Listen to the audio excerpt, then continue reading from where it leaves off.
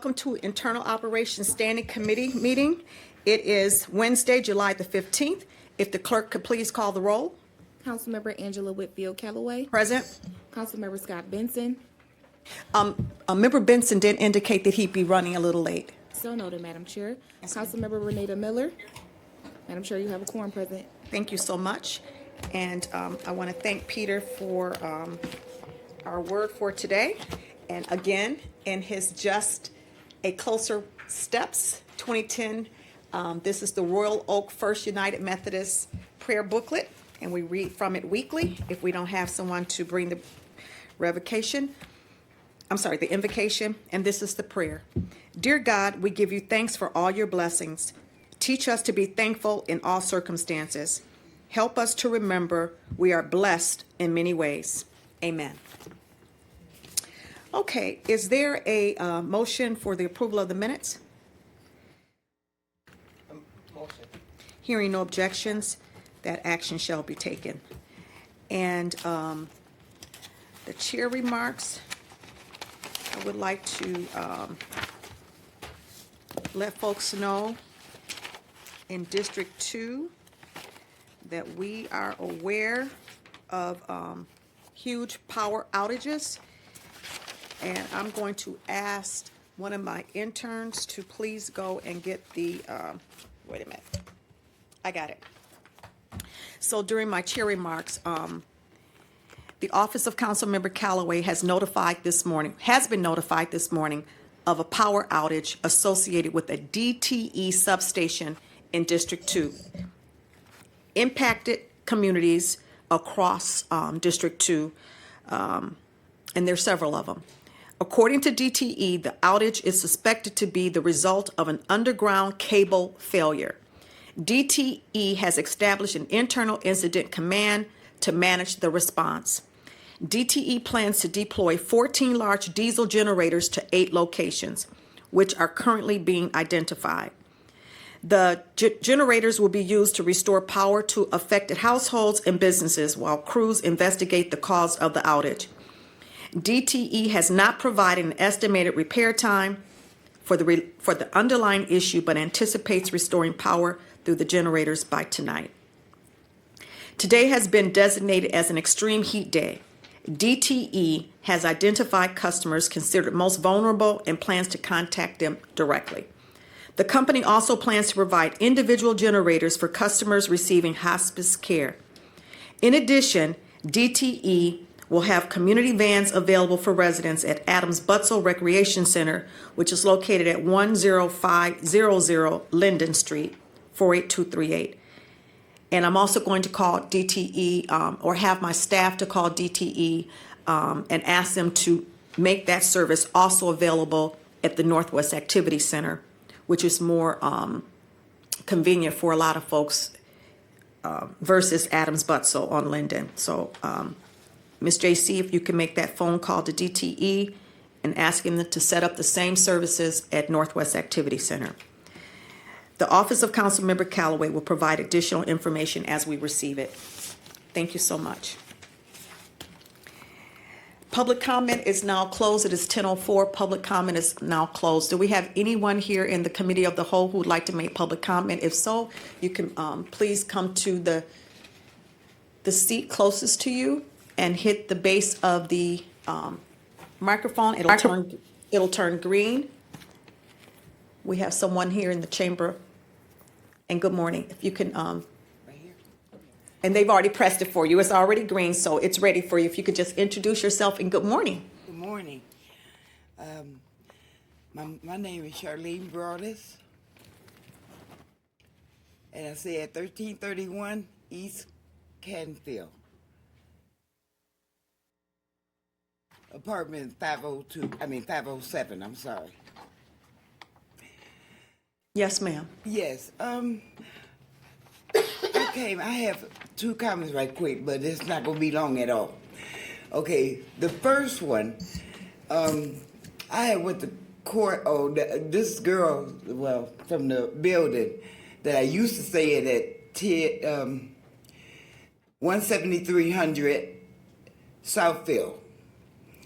And I stayed at 1003 there. But what it was though, a lot of the girls that they getting up in these buildings, you know, that girl is young enough to be my daughter. My daughter passed. But where I was getting at is that she said that I called her out her name, right? Mm-hmm. But I didn't. I said witch.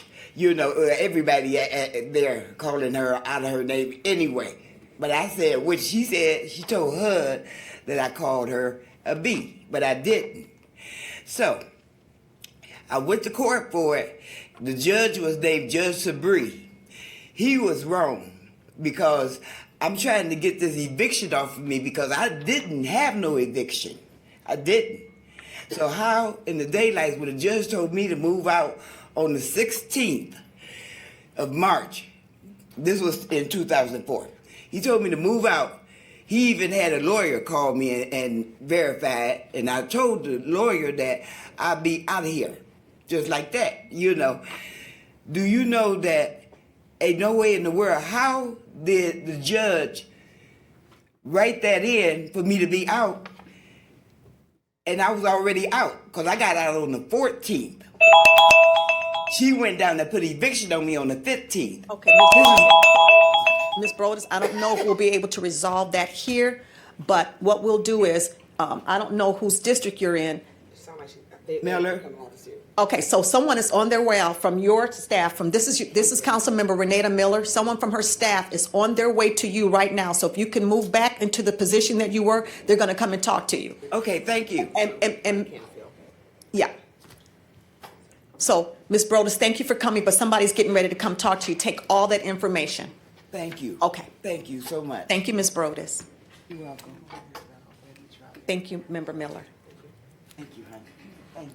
Anyone else here in the Committee of the Whole who'd like to make public comment? If not, we'll go to the virtual callers. Ms. J.C., how many callers do we have? Good morning, Madam Chair. This morning we have 7 hands raised for public comment. The first caller is, if you could introduce yourself for the record. The first caller is Betty A. Varner. Ms. Varner, you have 2 minutes, and good morning. Good morning, Madam Chair, and to all within the sound of my voice. I'm Betty A. Barner, President of the Soda Elsewhere Black Association. Respectfully asking the council when Mr. Dabbage and his sons come to the council in regards to the mini market that he wants to open up on Finkel in Wyoming.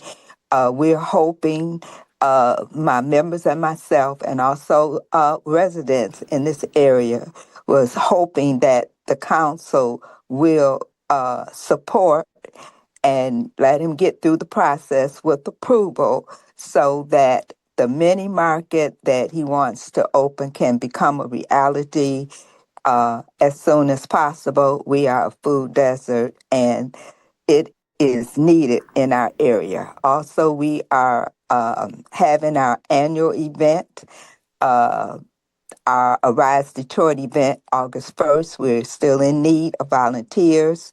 It is going to be free to the Metro Detroit area. We're going to be giving away school supplies, hygiene products, free haircuts, free hair braiding, bouncy house. It's going to be all type of family fun games. It's also going to be bid whist. We have some bid whist players, spades, checkers, dominoes, and just a day full of fun.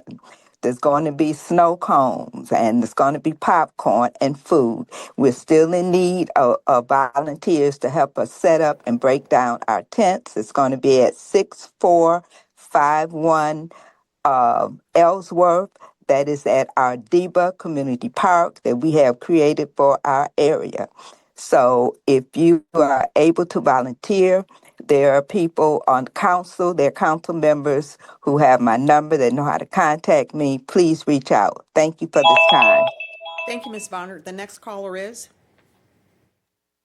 The next caller is Dedante Smith. Mr. Smith, you have 2 minutes, and good morning. Good morning, and it's funny you saying good morning to me, Angela Wilford Calloway. You called me pretty much a liar not so long ago, and I'm still not over it. So around November 9th, 2025, I made a post about a house in District 4 that needed to be torn down. I was talking about the land bank. The house is very badly fire burned, and it's open to trespass. So you said, I'm reporting this now to demolition and the land bank. I said, thank you. I appreciate it. Keep me updated. Right. So that is an idea that you did not have on your own. That's an idea about boarding up and getting rid of blighted abandoned homes. And it's right down the street from Night Precinct. And I came up with, in my live video, I believe, I said that Detroit Police Department should be riding around. It's right down the street from the police department. They should be riding around, reporting these issues to BC'd, the demolition department, and just to the city in general. So that is an idea. You definitely will steal ideas from me. That's why you have a law degree and you're not a lawyer, because you couldn't pass that bar. So also I like to say I stand behind the sentiments of Mariah Walker, Bobby Johnson, and anybody else who's called it about Marvin Walker. I believe he should be arrested. And if he is not arrested expeditiously, you're not going to hear the end of Marvin Walker from me on this platform in City Council. Also, I have a pothole, a sinkhole at the end of my street. And I, as a Black Club vice president, whatever, can't get anything done about this. I have houses that are unboarded on my block, and I've been around the city getting them boarded up. Can't get anything done about that. Very disappointed to see that. Also, to Scott Benson, to give credit to the police when citizens are risking their lives to make a district that you represent, that you get paid $105,000 for the last 12 years. It wasn't $105,000. That's what you get now, but you don't do anything about, is preposterous. How about that, Scott Benson? The police wouldn't have known that there was a gunman if there was not civilians to babysit this person in this building, make sure he didn't leave, and point him out, and a woman with her children to have the courage to come forward. Scott Benson, you are a sad excuse for a human being, let alone a politician. Have a great day. You have a better one. The next caller is? The next caller is number ending in 534. Caller ending in 534. You have 2 minutes.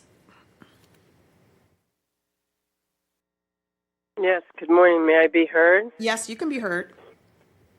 Yeah, we have a problem with hand lowering. I called into the meeting, raised my hand, and after I heard your voice, I checked again. Somebody had lowered my hand. Can we please make sure that stops? Also, Member Miller, I would like to meet with you regarding the master plan update. Someone from my block club told me he's been requesting repeatedly to meet with the master plan update people in our block club, and he doesn't get a response. I also requested, after Ms. Konecki told City Council they've been meeting with stakeholders, I'm like, well, wow, that's interesting. And then I wrote her and asked her who the stakeholders were. She wouldn't tell me. And then she said, well, do you want to suggest some stakeholders like youth or senior citizens, which I am a senior citizen pretty much at this point. And I said, how about the residents in the neighborhoods where they live? We're the stakeholders. And so there's very unequal treatment in this master plan update. The people on the master plan advisory group for District 5 don't reach out to anybody to let them know what's going on. And I just find this to be an extremely unfair process. It's supposed to be inclusive and meaningfully inclusive. The couple meetings we got, sometimes they come out with short notice. I missed one in December. They don't even discuss what the current master plan is and whether we've achieved it. And so, Member Miller, would you please help us get the master plan people to meet with our block club? So, because they've been apparently meeting with other block clubs. I also wanted to talk to you about a situation I discussed with Jerome Reed, and there hasn't been follow-up. And I also need clarity about whether people can have boards on their buildings or not, because there's a lot of people that have. Thank you, Ms. Warwick. And your hand was not lowered, but you're calling from multiple accounts. The other account that you called from is You Matter, and that hand is still raised. Thank you very much for calling in. The next caller is? Next caller is Owner Papa. Owner Papa, you have 2 minutes.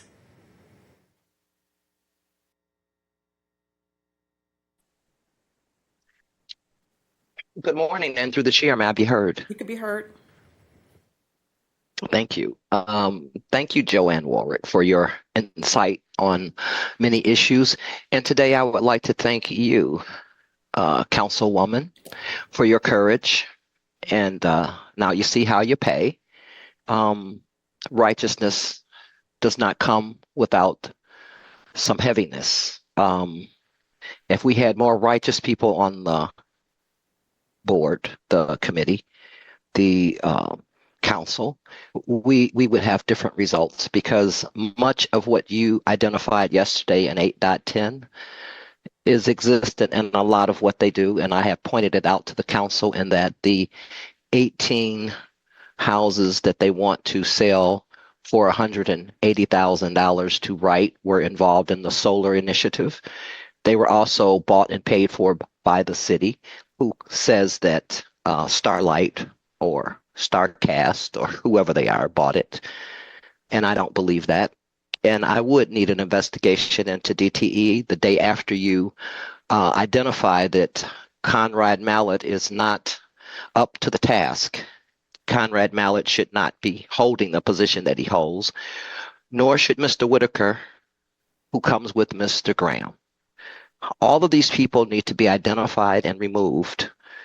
We had a cause, a target to help ensure the people in the city of Detroit. And it turns out that we don't benefit from it at all. The people who don't even live in the city benefit from it. That's why they smash up cars and drive drunk and do all kinds of things, because why not? It's on the city, it's on the people's tab. So yes, I'm very disgruntled with how our tax dollars are being spent, but especially how our federal dollars are being spent. Thank you. Thank you. The next caller is? The next caller is legendary Detroiter. You have 2 minutes.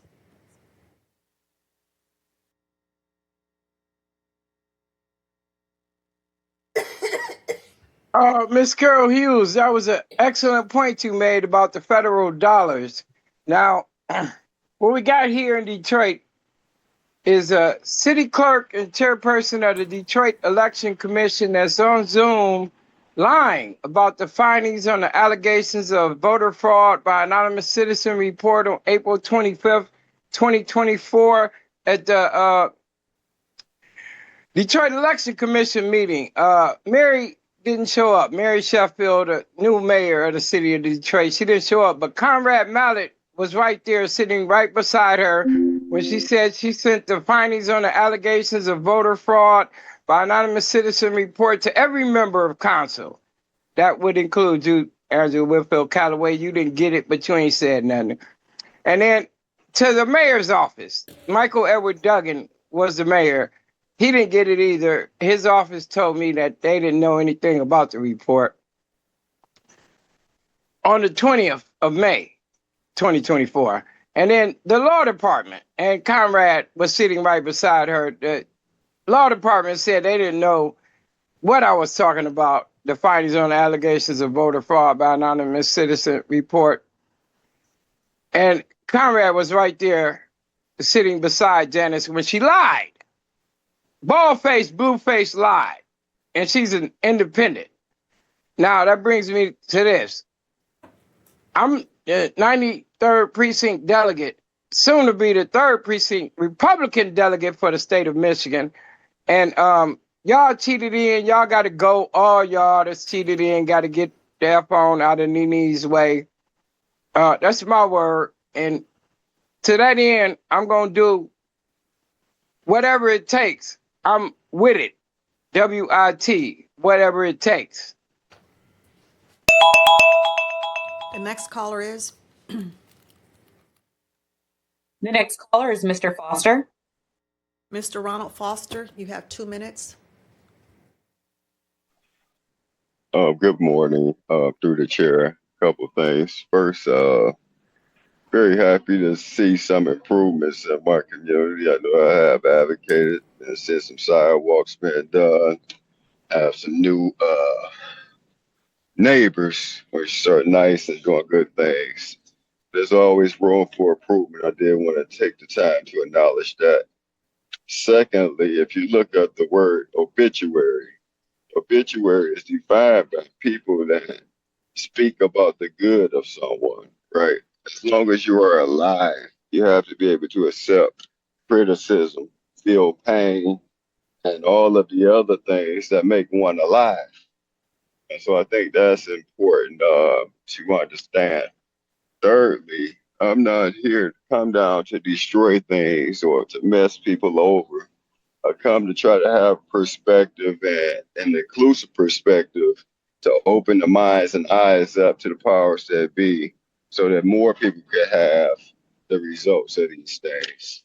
And then lastly, when it comes down to DTE, my children and I, we enjoy going to Livonia, right? Who benefits most from DTE around the light sessions and everything else. And so to continue to have our citizens losing power and having other issues when they other jurisdictions are benefiting from these things and don't have the same issues, I think that's a real issue there. But like a lot of the changes in the city improvements, you guys should keep those things up. Continue to listen to the community and have a blessed day. Thank you, Mr. Foster. The next caller is The final caller is William M. Davis. Mr. William M. Davis. You have 2 minutes. Good morning. Can I be heard? You can be heard. Okay, I'd like to start off by wishing my grandson a happy birthday today. Also to wish my brother happy birthday today. Now let me move on to my sister. My sister lives in your district, not far from a church I was at yesterday. She lives on Harlow, and she's lost power 3 times in the last month. This is crazy. Because I'm older than her. In fact, I used to have investments in Detroit Edison way back when in the 1980s. Back in the 1980s, Edison, before they became DTE and what have you, was talking about improving the infrastructure about the need in the city of Detroit. You know, since that time, we've given them billions of dollars, continuously, and they have done a very poor job. You know, perhaps we need to be looking at some type of way that we could sanction them for continuing to deliver poor services. Also, as always, I like to encourage everyone to listen to my sound of my voice to vote. We need to make sure our voting numbers come up. We used to have control. We used to have a lot of influence of who won the Michigan primary for president, who won Michigan for presidential election, governor elections, U.S. senator election. Detroit used to have a lot of influence. Detroit could regain some of that influence if we got more of our people to vote. I'm sure both of you young ladies would encourage more people to vote. Y'all have a good day.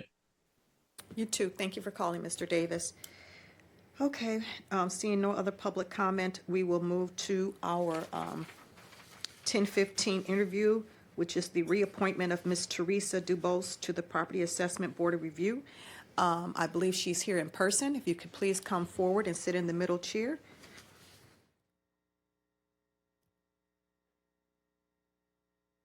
And thank you for being here with us this morning. We do have your resume in front of us.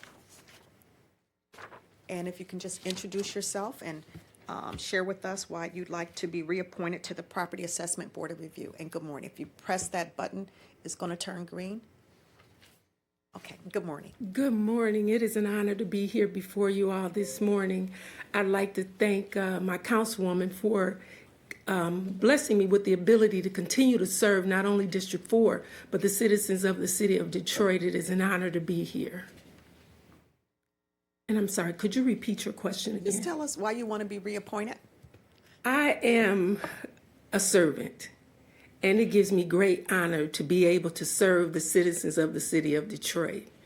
And I was truly blessed when Councilwoman approached me about the position, because prior to being on the board, I assisted others outside of the privately at the Board of Review. So it allows me to expand on my experience outside of the Board of Review and to utilize my experience inside with the residents of the city of Detroit. So it's a great honor to be able to help people not only at the annual Board of Review with their assessments, but blessing people with the ability to be able to receive the tax exemptions.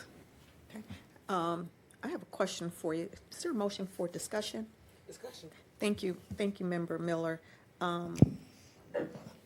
How often do you all meet, or are most of your work is most of your work in the field, meeting with residents? We have monthly meetings, and we have our community outreach meetings. Well, not meetings, but community outreach. And community outreach is basically done during the summer months. What does that look like? We'll go to maybe Heilman or to a center on the east side, Butzel, on the west side. And we will have community fairs where there'll be other vendors. Wayne Metro will be there assisting. They'll be actually taking applications, and then there'll be a number of other vendors. So we're there answering questions. The assessor's office will be there as well. Do you all have a set schedule of those meetings and those outreach initiatives that you can share with the council on a regular basis? I did not bring the schedule. The monthly meetings are on Thursdays at 11 a.m. And they're via Zoom. So can anyone join the Zoom call, or do they have to be a member of the Board of Review? No, ma'am, it's open to the public. And how would we find that Zoom link? It's on the city's website, on the Board of Review website. Okay. Okay. Thank you so much. I don't have any other questions. Member Miller? Good morning, and thank you through the chair. Good morning, Ms. DeWolf. How are you this morning? I'm well, and yourself? I really don't have questions for you because I've seen your work. I often, even before this position, followed the Property Assessments Board of Review. I've been there many times. I've referred numerous people to the Board of Review, and even though our city, for some reasons, do not require our residents to go through the property assessment phase first, they can jump through the Board of Review. I encourage them to do both, but you have a passion for people. Not only do you know the process, you are thorough with the process, and you have empathy. When our residents come before this panel, they're bringing their photos, they're bringing their receipts for everything they've paid for, and they just want to be properly dealt with. And sometimes they're not heard. So I just want to say thank you for the work you've already done, and I look forward to seeing you continue your service on the Property Assessment Review Thank you so Board. much. Thank you. Is there anything you want to leave us with? I'm just here. I am here to be a servant. I am here to advocate for those who cannot advocate for themselves. Well, thank you so much. And before I ask for a motion, I'm going to ask LPD, is the resolution attached, or will it be prepared for next Tuesday? Madam Chair, good morning. Edward King, LPD. The resolution will be ready for next Tuesday's formal session. Okay, thank you so much, sir. Is there a motion to move line item 6, which is the reappointment of Ms. Teresa Dubose to formal with a recommendation to approve, noting that the resolution will be prepared by Tuesday? Is there a motion? Motion. There's a motion, move line item 6 to formal with a recommendation for approval, noting that the resolution from LPD will be attached at that time. Thank you so much. Thank you. Have a wonderful day. Before you leave, Mr. King? And Madam Chair, this item is related to item 8.23 on the agenda, and that item can be received and filed. Okay. All right. 8.23? That is correct. Okay. Is there a motion, before you leave, Member Miller, is there a motion to move line item, not move, but motion to receive and file line item 8.23? Motion. There's a motion to receive line item 8.23. Hearing no objections, that action shall be taken. Thank you, Mr. Morris. Thank you very much. You all have a wonderful day. You too. All right, that moves us to line item 7 under unfinished business, the status of Council Member Denzel McCampbell submitting a memorandum relative to rules for community advisory councils. Is there a motion for discussion? Discussion. Mr. King or Mr. Keller? Yes, good morning. Phil Keller, LPD, to the chair. Based on the discussions last week, we've drafted an ordinance amendment that would allow City Council to adopt rules for CACs by resolution. So we would suggest bringing this item back probably after recess to give that a chance to go through the process. Okay, thank you so much, Mr. Keller. Is there a motion to bring line item 7.1 back after recess? Motion. Hearing no objections, that action shall be taken. Thank you, Mr. Keller. Line item 7.2, status of Councilmember Renata Miller's memorandum relative to questions regarding the Community Advisory Council. Is there a motion for discussion? Discussion. Member Miller? Thank you to the chair. I did receive documentation from LPD regarding my question, which was really simple. Are the CAC members authorized to pursue grant funding? And I just wanted to say for the record that, I just wanted to quote into the record that the city charter, the community councils shall receive no appropriations from the city funds, but may accept donations or grants in accordance with state and federal law. It also states that any grants received should comply with Chapter 17, Article 9 of the City Code, which requires approval of both City Council and the Director of the Office of Grants Management prior to filing the application for a federal, state, or other grants. And once the funding is received, it would be held in a separate fund managed by the city, and every expenditure for goods and services purchased by the city and its agencies must be made in accordance with the city code and subject to thorough review processes established by the Office of the Chief Financial Officer.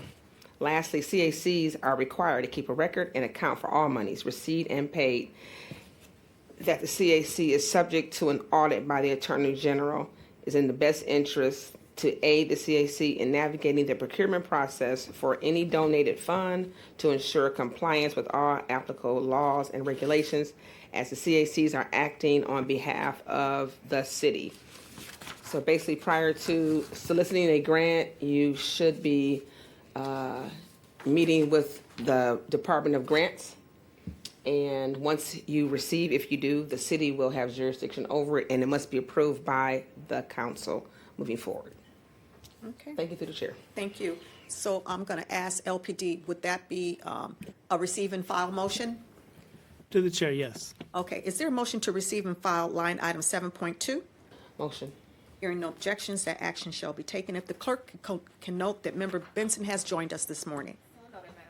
Thank you, Madam Clerk. We are now at line item 7.3, status of Office of Contracting and Procurement, contract number 6007968, 100% city funding to provide a digital evidence management solution for body-worn and in-car cameras via My Deal contract. And this is for Motorola Solutions out of Chicago, Illinois. They have two contracts before us today. Is there a motion to combine line items 7.3 and 7.4 for the purposes of discussion? Motion. And we have Mr. Millender here from Do It, and we'll discuss these in a combined fashion. Good morning, Mr. Millender. Morning. How are you, sir? All right, how about yourself? Okay. If you could press the button at the base of the microphone, it'll turn green, and if you could introduce yourself for the record, and then you can go through line items 7.3 and 7.4 with us today, and you might as well hang. Maybe, when you go back, you might as well stay, because I think there are 3 other contracts on here for Do It. So I don't want you to have to keep going back and forth to your office, but we will discuss 7.3 and 7.4. It's with the same contractor. Through the chair, my name is Robert Millen, Director of Public Safety IT. These contracts before you today represent what we call the digital evidence management system for body-worn cameras and in-car video. Body-worn cameras today are used by 4 of the city departments. Our public safety, police department, of course, uses both the in-car and body-worn cameras. DDOT uses it for their security team. General Service Security uses it as well, and Animal Control. So what we did is, the reason why we did it, this contract before you today is just an extension. It represents a continuation of contract 604003, which was the original contract that covered body-worn cameras for the city of Detroit. These 2 contracts cover the materials and the services provided under that contract. We separated out the contracts, so we have one contract, the 6007969, which covers the purchase only of hardware related to body-worn cameras and all that. And 6007968 is for the actual services provided for body-worn cameras. So that's what we have before you today. Okay. All right. Thank you so much, Mr. Millender. Is there a motion for further discussion? Or is there a motion to move line item 7.3 and 7.4 to formal with a recommendation for approval? Motion. Okay, there's a motion to move line item 7.3 and 7.4 to formal with a recommendation for approval. Any objections? Hearing none, that action shall be taken. Thank you, Mr. Millender. Chair, thank you. Have a wonderful day. And I think there's a couple more on here for you, so please hang tight. All right, thank you, sir. We are now at line item 7.5, status of Office of Contracting and Procurement, Contract 6007905, 100% city funding to provide legal representation for the City of Detroit. The contractor is Shermita Kilpatrick and Associates, PLLC, location in Auburn Hills. This is a $15,000 contract. Is there a motion for discussion? I don't know if you're here for the law department. If you can tell us what this $15,000 contract is about, and why can't this $15,000 contract be managed or awarded to a Detroit-based law firm? Why are we out in Auburn Hills for $15,000? Good morning to this honorable body, the Hill Law Department. Those are wonderful questions, and I'm actually going to ask if we can bring this one back after recess, please. Okay, thank you so much. Is there a motion to bring line item 7.5 back after recess? Discussion. Discussion. Member Benson. Question, why bring it back after recess? At this time, I do not have information to answer this question, so I would appreciate if we could bring it back after recess when I will hopefully have more information. Here's another question. Should we be asking that of you, or should that be going to somebody else to ask that question? And maybe to Tanya Long or to procurement. And then my next question is going to be, I thought $15,000 was below our threshold. Is that not the case? I thought we had bumped that up to $20,000. This $15,000 contract, it seems really low. That was 25. No, this is not to you. Oh, I'm Through the chair. Mr. King or Mr. Keller, do we have the answer to that question, or should we have someone from contracts and procurement? To the chair, I believe there's a different process for legal contracts, but I would defer to OCP. Okay, Ms. Sullivan, Member Benson? No, go ahead. You were there, Madam Chair. I'm there? Okay. Ms. Sullivan from the administration, can you get someone on from law and contracts and procurement to answer the question for line item 7.5 that Member Benson has posed? Good morning. Yes, we can. Can we please bring this item back to the end of the agenda? Thank you. Is there a motion to bring line item 7.5 back at the end of the agenda? Motion. Okay. Without objection, that action shall be taken. We'll bring line item 7.5 back at the end of the agenda. We are now at line item 7.6, status of Council Member Scott Benson's submitting a memorandum relative to estate planning program income eligibility requirements. Is there a motion for discussion? Motion. Member Benson? All right, thank you. Is this to LPD? I forget who I addressed this one to. No, I think it was a legal review, request for a legal review. Okay. Mr. King or Mr. Keller?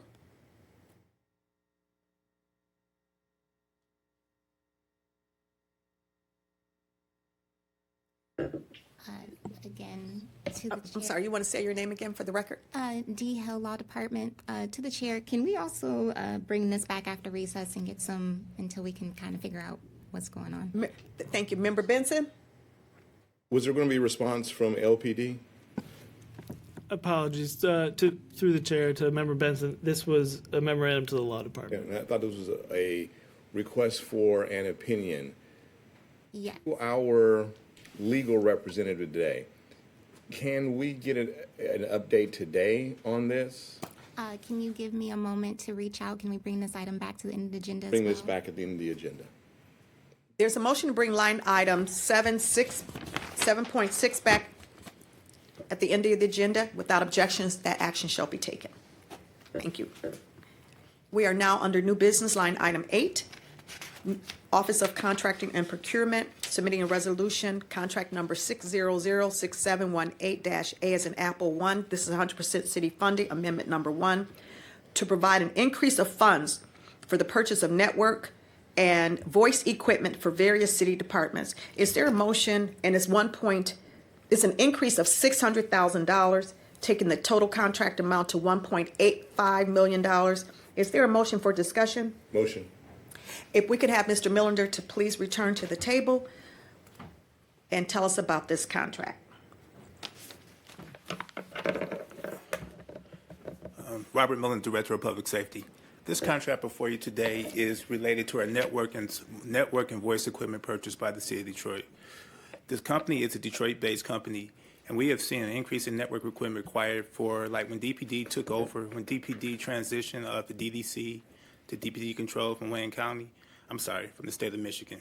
They removed all of the equipment there, all the network equipment, all the communications equipment, and all the stuff from the building. We had to subsequently go in there and reinstall and build the network for the prisoner intake side of it. So that's what this contract helped cover, as well as is used by multiple city agencies. When new rec centers come online, we buy network equipment for that and voice equipment for that. So that's what this contract is before you today. It's what it was acquired for and it was being used for. Okay. And the original, one more thing through the chair. The original contract was competitively bid out, and this company won by being a Detroit-based company and providing excellent service. I think they've been a Detroit-based company for over 10, 15 years. Okay, thank you.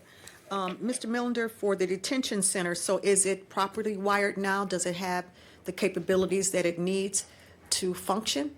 It has the capabilities to function. There's still additional stuff that we have to put in there from the cameras and all that, and we're working on that. It was more of a funding that we had to slow down a little bit, but we are in the process of right now in this fiscal year providing additional equipment in there to make sure it functions correctly as a correctional facility. Okay, hopefully that'll happen sooner than later for safety purposes, right? Is there any other discussion on line item 8.1 from my colleagues? Hearing none, is there a motion to move line item 8.1 to formal with a recommendation for approval? Motion. Without objection, that action shall be taken. Thank you, Mr. Millender. I think you should still remain right there, sir. The next one is do it as well. Line item 8.2, this is contract number 6007885. This is 100% city funding to provide citywide cellular data and equipment utilizing My Deal agreement. Contract Verizon Wireless out of Basking Ridge, New Jersey. Upon contract period, upon city council approval for a period of 5 years, $17 million. Is there a motion for discussion? Motion. Mr. Millender. Through the chair, I just want to make sure one thing we clearly understand about this contract. That's not $17 million being spent over 5 years just for cell phones. That's $17 million that's being spent for data communications within public safety vehicles, DTE vehicles, municipal parking vehicles, DDOT vehicles, and all that. That's what this contract encompasses today. It allows us to provide communications to all these type of vehicles over Verizon's LTE network. And what happened with this contract is, just so you know, is that through Ghost Nation with OCP, we receive one signature of this contract. We'll receive $759,000 of immediate credits towards our Verizon bill, and we're going to receive a savings of $1.18 million over 3 years. Over 3 years, and $1.9 million over 5 years. The city plan was reduced by 37%. It was originally from the original conception of our first contract for Verizon. The actual voice plan was $45.99 originally. It has been reduced down to $28.85, which is a 37% savings. The actual voice plans reduced from $35.99 at the original contract inception to today to $30, and which is a 17% savings. So that's what we're seeing today with this. And it's not understand it's a needed service. As you know, communications for all the stuff that we have to do and provide high-speed communications. It also serves as a means for all what we do today with our police cars. Through the chair. Member Miller, discussion. Can you list again what communications this will consist of? You said police, municipal parking. What are the other ones? Police, municipal parking, DDOT, fire, EMS, Homeland Security. Really, let's be clear. Any department that requires data service, mobile data service when their vehicle can use this today. Thank you. Oh, no problem. Through the chair. Sorry. Thank you. Anything else from my colleagues? Discussion. Member Benson? What is an LTE network? You were going through the chair. You were going to ask me that. It's a cellular-based network. It's the actual communications media that is allows that the LT network is just a cellular network. It's just a way of putting it in there.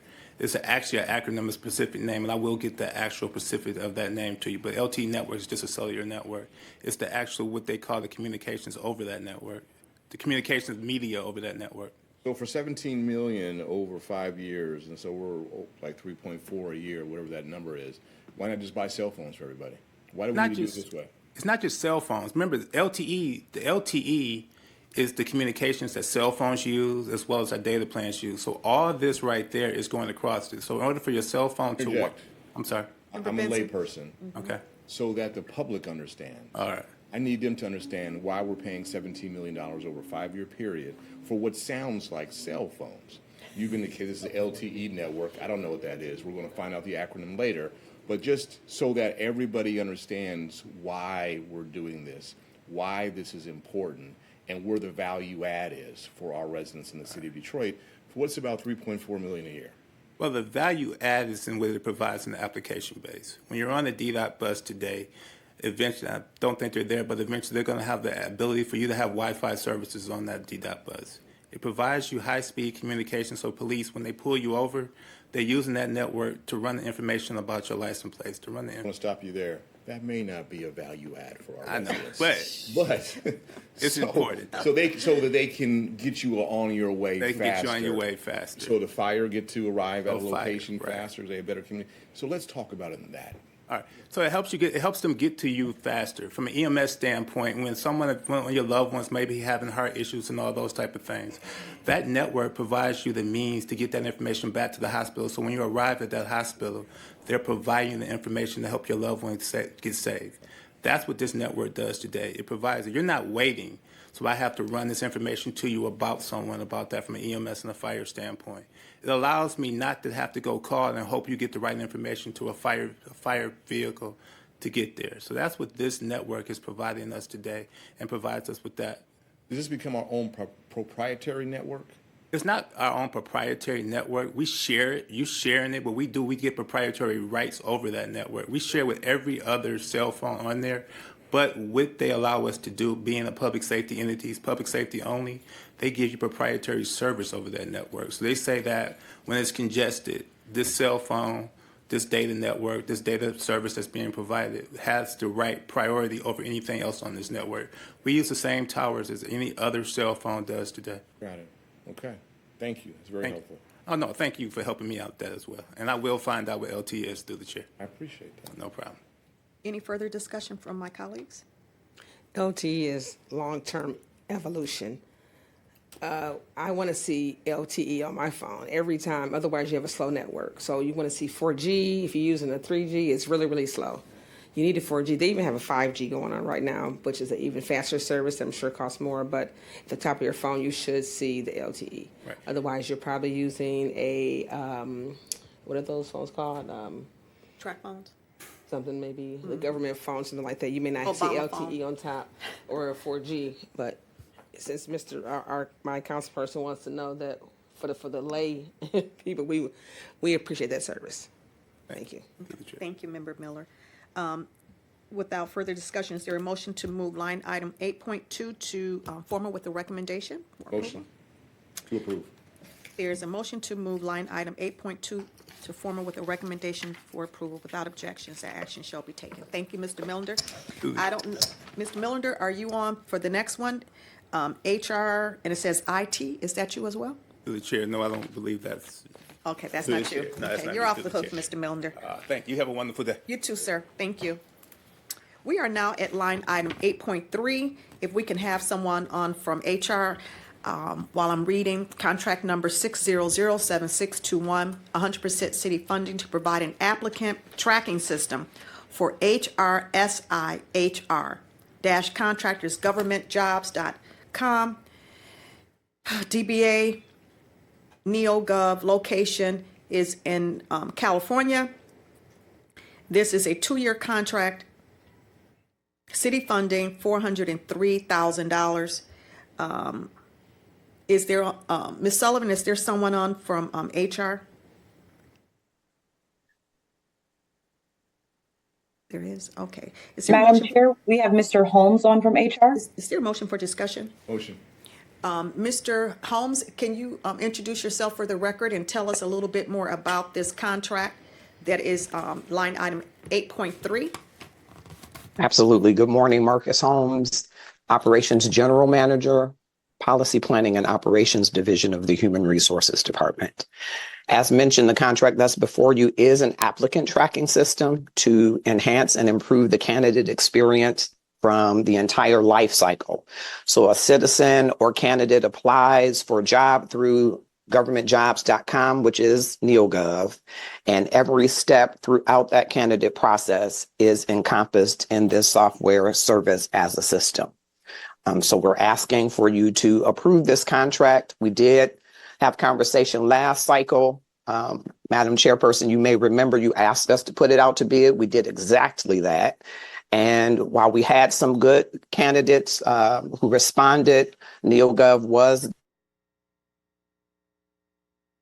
the premier product for our needs. And so we're hoping that you will consider this contract and approve it. Thank you, Mr. Holmes. I also know that Ms. Trammell or Trammell, did you want to add to anything that Mr. Marcus Holmes has just provided? Good morning. Through the chair, Kelly Trammell, Office of Contracting and Procurement. Mr. Holmes did an excellent job articulating what this contract means and the importance of it. I just wanted to note that we did not, it took us over a year to evaluate, search for potential vendors, a lot of outreach done as far as pre-bid conferences to try to encourage as many local as well as state of Michigan vendors that could participate. NeoGov was the most viable candidate based off of their demonstrations as well as the proposal that they offered. Okay, thank you, Ms. Trammell. Anything else from my colleagues? Any further discussion? Thank you to both of you, Mr. Holmes and Ms. Trammell. Is there a motion to move line item 8.3 to formal with the recommendation for approval? Motion. Without objection, that action shall be taken. Thank you to both of you. Thank you. We are now at line item 8.4 under the Law Department, settlement and lawsuit of Michael Butts and Gabriel Young versus the City of Detroit against DPD, case number 25-011182, N as in Nancy, I as in Igloo, file number L as in Love 25-8029, RJB, Police Department, in the total amount of $76,000, $38,000 to Mr. Butts and his attorney, Pascal Toshman and Walker, $38,000 to Gabriel Young and his attorney, Pascal Toshman and Walker, in full payments for any and all claims. Is there a motion for discussion? Motion. I guess it would be the Law Department. Did you want to give us as much as you can about this particular settlement, ma'am? D Hill Law Department, you are probably going to get tired of me, through the chair, you're going to get tired of me saying this. I don't have any information on this line item. Okay. At this time, if you want me to find some more information prior to the end, I can. No, it's pretty straightforward, not unless my colleagues have any questions. Is there a motion to move line item 8.4 to formal with a recommendation for approval? Motion. Thank you. Without objection, that action shall be taken. Line item 8.5, in the lawsuit of Robert Gross versus Brenda Weathington and the City of Detroit, DDOT, in the amount of $450,000. Case number 24-015738, N as in Nancy, I as in Igloo, file number L as in Love 24-01339, 01399, CBA 20000, Department of Transportation, in the amount of $450,000 in full payment for any and all claims which Robert Gross may have against the city and city employees by reason of alleged injuries. Is there a motion? Motion to approve and send to formal. There's a motion to, Member Benson, I'm going to ask if we can bring this back, if you don't mind. Draw my motion. Okay, Motion to bring back. in 1 week. Motion to bring back. Motion. Okay, without objection, we're going to bring line item 8.5 back in 1 week. I have quite a few questions about the bus camera video. Thank you. Without objection, line item 8.5 will be brought back in 1 week. Thank you, Member Benson. Line item 8.6, in the lawsuit of Mendelsohn Orthopedics, Q Taylor versus the City of Detroit, case number 25005048-N as in Nancy, N as in Igloo, file number L26-8231, Department of Transportation, in the amount of $6,500. Is there a motion? Send the formal recommendation to approve. Without objection, that action shall be taken. Line item 8.6 will be moved to formal with a recommendation for approval. Thank you, Member Benson. Line item 8.7, in the lawsuit of Angela Cope against the Department of Transportation in the amount of $120,000 in full payment for any and all claims, including first and third party no fault claims, which Angela Cope and AS Medical Group PLC may have against the city. Is there a motion? I receive a motion to approve and send to formal. There's a motion to approve and send to formal line item 8.7. Any objections? Hearing none, that action shall be taken. Line item 8.8, settlement in the lawsuit of Trust Street Advisors, LLC versus the City of Detroit, the Detroit Public Safety Foundation, John and Jane Doe, case number 25-005370-CB, file number L as in Love 25-7939 EBG, Police Department, and the amount of $15,000. Is there a motion? Motion to move the formal recommendation to approve. There's a motion to move line item 8.8 to formal with a recommendation for approval. Any objections? Hearing none, that action shall be taken. Line item 8.9, settlement in the lawsuit of Archie Ritchie versus the City of Detroit and Jason Green, Department of Transportation. Case number 25-002653-NI, file number L as in Love 25-00109-CB, in the amount of $280,000. Is there a motion? Motion to send a formal recommendation to approve. There's a motion to send line item 8.9 to formal with a recommendation for approval. Any objections? Hearing none, that action shall be taken. Line item 8.10, settlement in the lawsuit of Clinton Borders versus Liberty Mutual, Kevin Mitchell, and the City of Detroit against the Police Department. Case number 23-003295-NI, file number L as in Love 23-00160-CKM. Is there a motion? Motion to send to formal. There's a motion to send line item 8.10 to formal with a recommendation for approval. Any objections? Hearing none, that action shall be taken. We are now at line item 8.11. Settlement in the lawsuit of Demario Hill versus the City of Detroit, Brian Edwards and Hawk Greer, case number 25C as in cat, V as in Victor, -10245, file number L as in Love 25-789 against the Police Department, and the amount of $30,000. Is there a motion? Motion to send a formal recommendation to approve. There's a motion to send line item 8.11 to formal with a recommendation for approval. Any objections? Hearing none, that action shall be taken. Line item 8.12, settlement in the lawsuit of Destiny Harris versus the City of Detroit and the City of Detroit Department of Transportation in the amount of $11,200, case number 25-011436, NI, file number L as in Love 25-8054, in the amount of $11,200. Is there a motion? Motion to send the formal recommendation to approve. There's a motion to send line item 8.12 to formal with a recommendation for approval. Any objections? Hearing none, that action shall be taken. Line item 8.13, lawsuit against the Department of Transportation.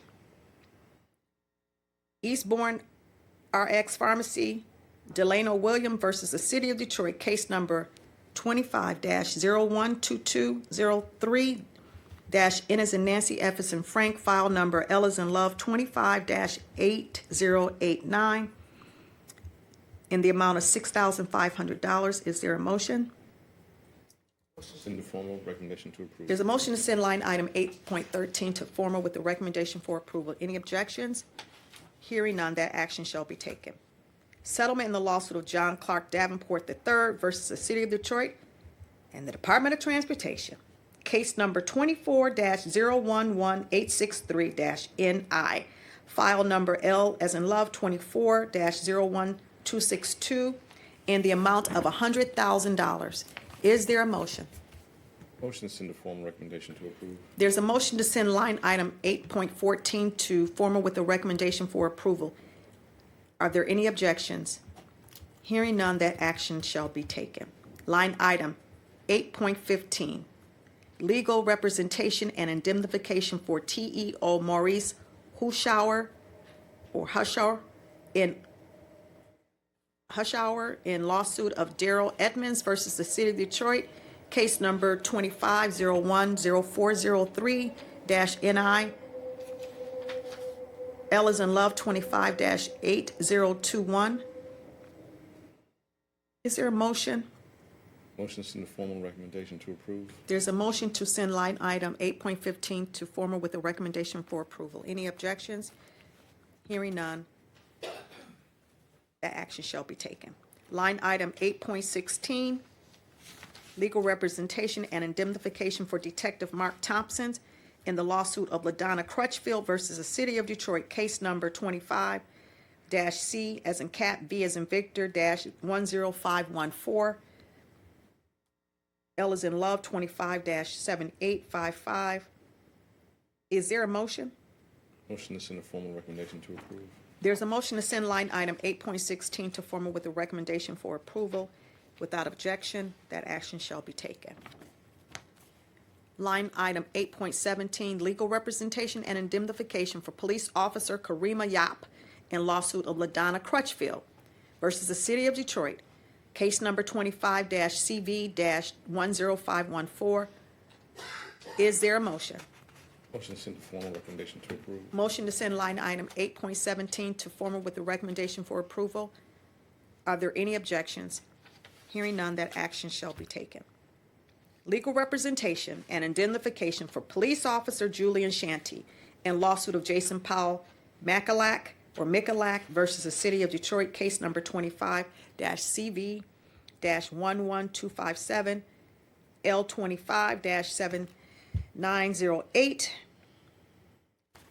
Is there a motion? Send a formal recommendation to approve. There's a motion to send line item 8.18 to formal with a recommendation for approval. Any objections? Hearing none, that action shall be taken. 8.19, legal representation and indemnification for police officer Justin Williams in the lawsuit of Damon Ash versus the City of Detroit. Case number 24-005852-NI, L24-00936. Is there a motion? Motion. There's a motion to move line item. I'm sorry. Discussion. Member Benson, I'm sorry. Oh, no. My colleague made the motion. Okay. Motion to move line item 8.19 to formal with the recommendation for approval. Any objections? Hearing none, that action shall be taken. Legal representation and the indemnification for Sergeant Jennifer Adams in lawsuit of Ashley Looper versus the City of Detroit, case number 25-CV-11145, L25-7832. Is there a motion? Motion to send a formal recommendation to approve. There's a motion to send line item 8.20 to formal with a recommendation for approval. Without objection, that action shall be taken. Line item 8.21, legal representation and indemnification for TEO Dorian Cox in the lawsuit of George Lee versus the City of Detroit, Department of Transportation. Is there a motion? Motion to send a formal recommendation to approve. There's a motion to send line item 8.21 to formal with a recommendation for approval. Are there any objections? Hearing none, that action shall be taken. Line item 8.22, placeholder for questions regarding cost recovery. Is there a motion for discussion on line item 8.22? Motion. Thank you, Member Benson. Mr. King, or I don't know if these questions, I think this was law, and I do believe I've gotten the answer to my questions. So would this be a simple receive and file, because we did receive the report? Yes, ma'am, that is correct. Is there a motion to receive and file line item 8.22? Motion. Without objection, that action shall be taken. Now we are under miscellaneous, line item 8.20, discussion. Madam Chair, Mhm. this is, the cost recovery has been a question by yourself and several other council members. Do we need to have a larger conversation around this? We do, Member Benson, to your point, the answers that we got back to, that we received were kind of lackluster in my opinion. They really didn't go to the heart of the matters regarding the city ability and interest in recovering the cost. So I'm not satisfied with the answers that we received, so we were going to send some follow-up questions to the law department, but there needs to be, Member Benson, to your point, larger conversations around this topic. So then here's my suggestion, is a conversation with the law department to see if they have an issue with removing privilege. If they don't, then we can have the conversation, we can remove privilege, make the recommendation to our colleagues remove privilege, and then have a conversation in this committee around that. If they do have an objection to removing privilege, then we could have something in closed session to discuss the opinion. But I believe that this deserves a larger conversation. This is really, I'm going to leave that up to my colleagues who have voiced their concerns, but I'm interested in finding out more as well. So my suggestion, Madam Chair. Is that a motion, Member Benson? Would you like to make a No, this motion? really is a suggestion for yourself to have a conversation with the law department about removing privilege. And if there's a opposition, I'm usually, if they oppose removing privilege, I'm usually support that. If there's an opposition, then we could have a conversation in closed session about the opinion. If there's no opposition, then we can ask our colleagues to remove privilege and then have the conversation right here in an open forum to talk about it. So it's really a suggestion to you of how you'd like to move forward with something like this. Thank you so much, Member Benson. What we'll do is my team and I will reach out to Corporation Counsel directly because our conversations and exchanges have been with him. And so I'll take that under consideration. And thank you for the suggestion. I think we do need to have those larger, broader conversations regarding this very topic that I've been talking about since 2022. And I'm sure other of my colleagues have been having the same concerns and questions. So we'll talk to directly with Corporation Counsel, to your point, Member Benson. And at this time, is there a motion to receive and file line item 8.22? Motion. There's a motion to receive line item 8.22. Without objection, that action shall be taken. And thank you so much, Member Benson. We are now at miscellaneous. Line item 8.23, Council Member Letitia Johnson submitting a memorandum requesting the reappointment of Teresa DeBose. We've already done that, so we can move on to line item 8.24. Council Member. Chair, has that line item been disposed of? Yes, it has. Okay. We combined it with the earlier when we interviewed her. We combined it with line item, I do believe, 6. So thank you so much, Member Benson. We are now at line item 8.24. Council Member Mary Waters submitting a memorandum relative to establishing quarterly reports on the City of Detroit workforce. Is there a motion for discussion? Motion. To the Law Department, Mr. King or Mr. Keller, what's the status of this request from Member Waters? Madam, Through the chair. Ms. Sullivan, we are on line item 8.24. Did you want to speak to that? Yes, ma'am. Through the chair, could we please bring this item back in 2 weeks? Line item 8.24? Yes, this was directed to the HR department. Okay. All right. Is there a motion to bring line item 24 back in 2 weeks? Discussion. Chair. Discussion, Member Benson, and then to the clerk. I'm sorry, ma'am. Oh, I'm sorry.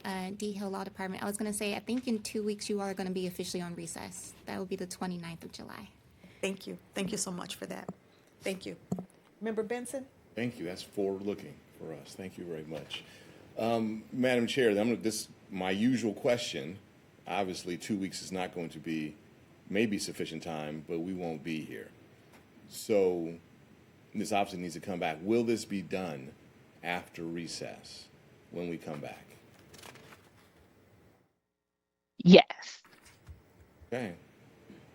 Thank you. So Member Benson, is there a motion to bring line item 8.24 back in after recess? Motion. There's a motion to bring line item 8.24 back in after recess. Without objection, that action shall be taken. Line item 8.24 will be brought back after recess. Ms. Sullivan, did you hear that? Okay, Ms. Sullivan's gone? Okay, thank you, Member Benson. We are Yes, now I did. Okay, thank you, Ms. Sullivan. We are now at line item 8.25, Councilmember Callaway submitting a memorandum relative to request for resolution support of Senate Bill 1035 and motion for discussion. This bill will allow a defendant convicted of a felony to petition the circuit court to order DNA testing of biological material identified during the investigation leading to the defendant's conviction and for a new trial based on the results of that testing. This is a good Senate bill. I hope it passes through the House, and I'm hoping that those folks who have been convicted of a felony will have an opportunity to have all the DNA testing related to the investigation fully identified and hopefully render favorable results for the defendant. So that's why I support this bill. I hope my colleagues will support it as well. It's good. It's a good Senate bill, and I'm pleased to be able to offer a resolution in support of the Senate Bill 1035. Is there a motion for further discussion? A motion. Mr. King or Mr. Keller, do you have any information on this? Is this a receive and file motion, or are we still working on the resolution? Madam Chair, can we have 1 week to work on this resolution, please? Is there a motion to bring line item back in 1 week? Discussion. Discussion, Member Benson? To yourself, to Mr. King. You know my question. Through the chair to Councilmember Benson. Councilmember Benson, we're assuming that the chair would like to have this done prior to recess. So we want to accommodate that the best way we can. Yes. Thank you. Thank you, Member Benson. And I thank you, Mr. King. We would like to have it before recess. Most of the language is there, in the bill, so a resolution hoping is forthcoming. Thank you so much. So is there a motion to move line item to formal, no, you said a week, Mr. King? Is there a motion to bring line item 8.25 back in a week? Motion. Without objection, that action shall be taken. Thank you, Member Benson. We are now at members' report. Through the chair. I'm sorry, 2 other items we said we would bring back, and that's what you're about to remind me, and that is line item 7.5. No, that was for after recess.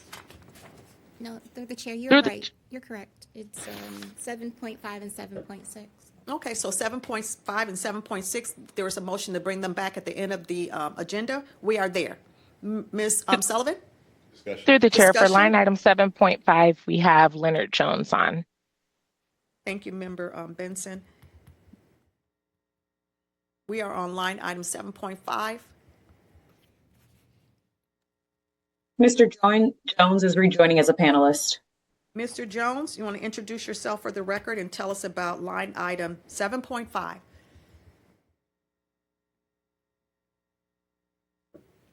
Yes, Leonard Jones, Supervisor, Office of Contracting and Procurement.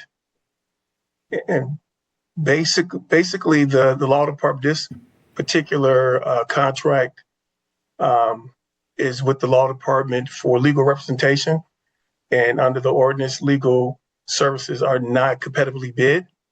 So this is the reason why we're bringing it in front of the council for your approval as well, to get eyes on all legal representation contracts from the law department, regardless of the amount. So that's why this $15,000 contract is in front of you guys right now.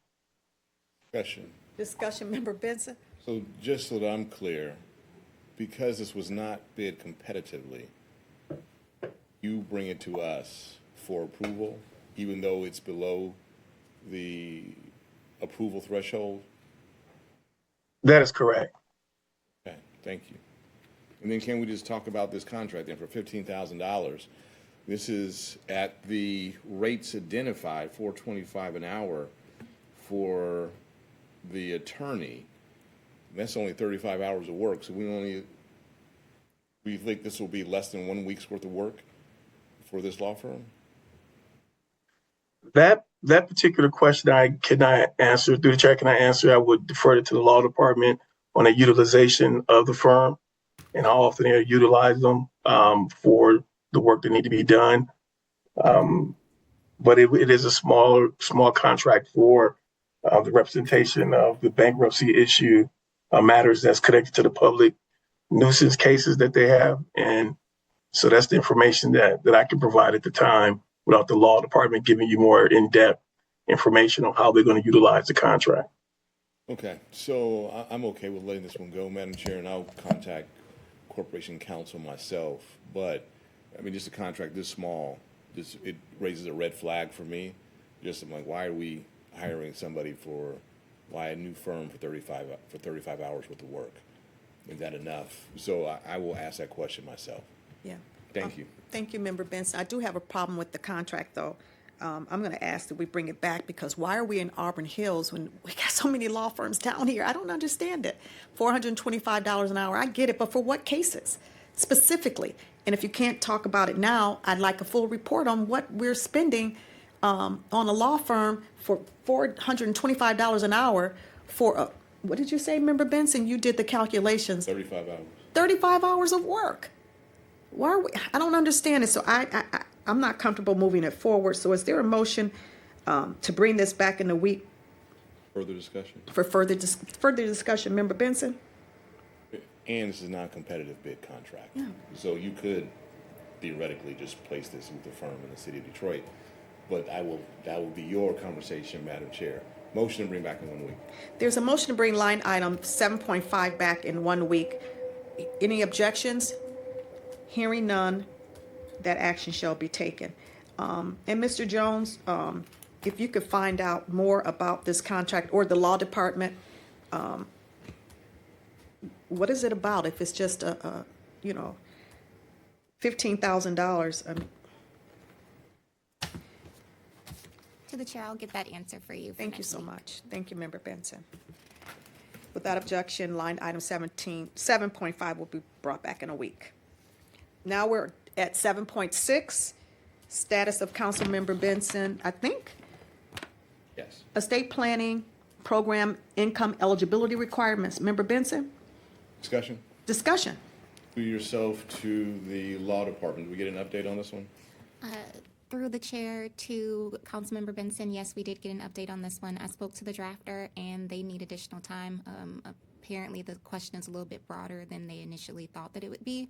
So I am asking again for a bring back after recess. Okay. Motion. Okay, there's a motion to bring line item 7.6 back after recess. Any objections? Hearing none, that action shall be taken. Thank you so much. We are now at members' reports. Member Benson. No report. 0 reports. Member Miller. To the chair, I'd like to say for District 5, we will be having our coffee hour on July 24th from 9 to 11 a.m. at Anthology Coffee, located at 1948 Division. That's Anthology Coffee at 1948 Division on July 24th from 9 to 11. We're also having our monthly meeting at Helen Moore Rec Center at 11825 Dexter on July 29th from 6 to 8 p.m. Again, that's the Helen Moore Rec Center at 11825 Dexter, July 29th from 6 to 8 p.m. I encourage our residents to stop by either event morning or evening and spend time with the council person. Feel free to sit down, have coffee, or time to chat. You will have much time to have a conversation, and you don't have to worry about parking. So feel free to join us at any of those times throughout the rest of the month, and stay tuned for our monthly mandated council meeting. Last month we met in District 6 at the IBEW, and we will have another one this month. Look forward to seeing you there. Look forward to having positive conversation moving District 5 further. Thank you very much. Thank you, Member Miller. And I'm hoping that anyone who's been impacted by the power outage in District 2 regarding a cable with DTE, a down cable, please call our office at 224-4535. I'm getting text messages, so we will be addressing this to the best of our ability. But I want to read more information about this because this is very important. It's happening right now in real time. There will be 14, again, large diesel generators to 8 locations. Those exact locations are being determined right now. Folks are expected to be brought back to power first by these generators while they investigate the failure. And this is coming from our state representative, Regina Weiss, from District 5. Thank you, Representative Weiss. First by these generators while they investigate the failure. Underground failures, unfortunately, take time to locate and repair. Power restoration not expected until late tonight via these large generators, which we mentioned earlier today. We know that it's an extreme high heat day, and we are going to be reaching out to our most vulnerable customers. Believe the goal is to have everyone power back up and running as soon as possible. Update, we have restored 1 circuit. This is from DTE. The southeast section of outage, more coming on in next 2 hours. We will have 2 community van locations, one at Crowell Rec Center and one at Adams Butzel. And I'm asking a third one to come online at Northwest Activity Center. And those community vans will be available from 11 a.m. to 6 p.m. today. So for more information, you can call our state representative, Regina Weiss, or you can call our office at 224-4535. Discussion, Madam Chair. Discussion, Member Benson. Are you done with your? I have just a couple more items, and then I'll come right back over to you. We want to thank everyone for coming out to the city's Construction and Demolition Department meeting at the Palmer Park Community Building regarding the historic mural fountain restoration project. We are moving closer to having the fountain restored and relocated toward the pump station, which is right there at right around 6 Mile, Covington, and Woodward. We're hoping that when you're driving down Woodward from the suburbs, that you'll be able to see the fountain up and running. And that is the goal, to make sure that mural fountain is up and running. We've been talking about it since 2022. We have some funding and seeking additional funding to make sure that we have one fountain in the community. Kansas City has over 100 and something fountains throughout the city, and most of our fountains are located downtown. So we want folks in the neighborhoods to have a destination fountain in the neighborhood at Palmer Park, where they can come and have prom send-offs, and they can have wedding destinations and other celebrations at a fountain in the community. So thank you all for coming out. And then the Detroit Police and Fire Departments are teaming up for their Public Safety Fun Day on Saturday, July the 18th at 1441 West 7 Mile Road. And that will be from 1 to 5 p.m. at the Palmer Park Band Shell. Everyone is invited. Again, that is this Saturday from 1 to 5. The police and the fire department are teaming up for Public Safety Fun Day for the entire family and all residents. You don't have to be a District 2 resident to attend. It'll be at our new band shell. Please join me and the Department of Public Works for a community conversation regarding traffic and pedestrian safety at Schaefer and West 7 Mile Road. It's a very, very dangerous intersection. We know that 7 Mile Greenfield and West Outer Drive are under the governance of the Wayne County, and they are going to be a part of those conversations because Schaefer is under the governance of the city. So we're hoping that we will be able to come to an agreement with respect to calming the traffic and making it safer over at 7 Mile and Schaefer Highway. We'll be at Greater Emmanuel Church of God in Christ under the leadership of Bishop Drew Sheard from 5:30 to 7:30, Monday, July the 23rd. Everyone is invited to participate and attend.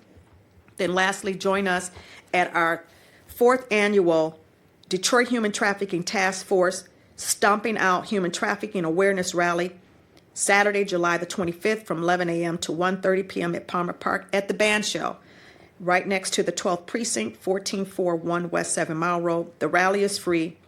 There will be an educational forum, a DJ, a bouncy house, and lots of family-friendly fun. To RSVP, please visit the Detroit City Council District 2 page on detroitmi.gov. Thank you so much, and Member Benson. All right, thank you. And just want to acknowledge the extreme heat that we have running at least through Friday, and then we're looking at thunderstorms and still high heat Friday through Saturday with some level of relief, consider 84 degrees, a level of relief. But the city does have cooling centers, and so please look to your recreation centers, please look to your libraries as cooling centers to get some level of relief. And heat is a very dangerous situation, especially heat that doesn't cool off in the evenings. So please look to the city of Detroit. We have cooling centers for our residents, and we partner with the city, the library. The Detroit Public Library also has cooling centers, its branches throughout the city of Detroit. So please utilize those for your cooling to keep safe. And we don't want to have our heat-related fatalities or injuries because someone didn't go to one of the spaces that's available to them. Thank you. Thank you, Member Benson. If there's nothing else to come before this body, this meeting shall stand adjourned. Thank you all. Our penultimate.